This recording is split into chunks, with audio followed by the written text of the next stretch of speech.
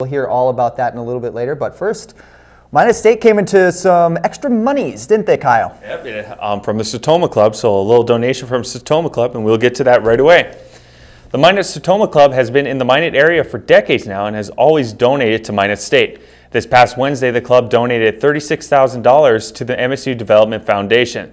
The donation of the fund will fund the purchase of a new voice lab equipment for the Department of Communication Disorders.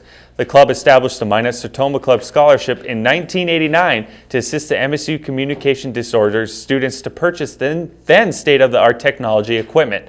The club's total donation to MSU is approximately $175,000 to date. With the winter weather not in spring mode quite yet, illness can strike easier. Over 40 years ago, Minot State opened its first student health center. Chris Price has more on the story.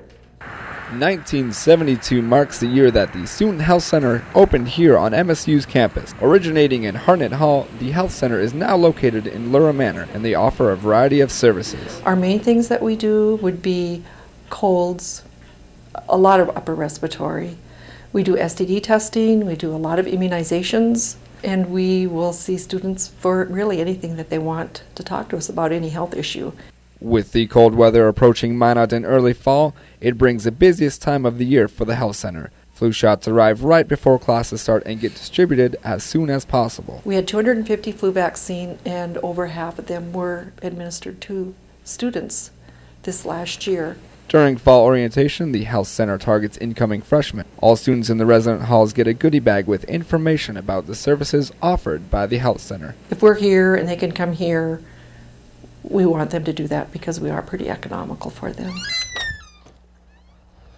Try to stay clean and healthy here this winter season. You can use hand sanitizer or wash your hands whenever you can. If you're feeling a little ill or under the weather, you can stop right here in Lura Manor for the Student Health Center.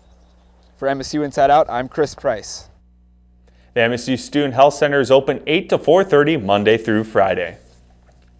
In North Dakota, it's tough to find a winter pastime. Juan Vidal may have found the answer under the ice.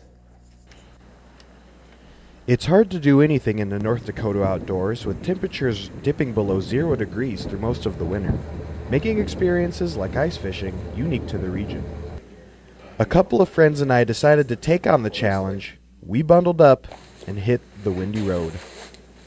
Our target species, the walleye. Our target location, Douglas Bay on beautiful Lake Sakakawea. Our first challenge was finding a spot. On the way to the lake, I downloaded an app on my phone that had topographical maps of all the lakes in the U.S. We simply narrowed it down to our spot, chose the good depth, and here we are. Once we have the spot, it's time to drill holes and set up our home away from home. Once you're up, it's time to start the heater and bait your hook. It's cold and windy outside, but after we get our little house popped up, it's quite cozy. I'm in my sweatshirt. The next step is baiting the hook. So we're going to go ahead and take our little jig here. We're going to choose our minnow very carefully, the liveliest one. I'm going to hook it right behind the head here. Grab my rod. Drop it down the hole.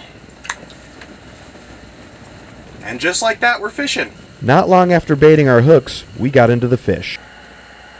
And we got one here.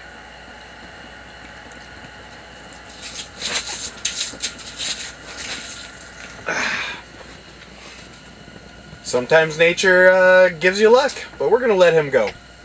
And another. Oh yeah, this is a good one.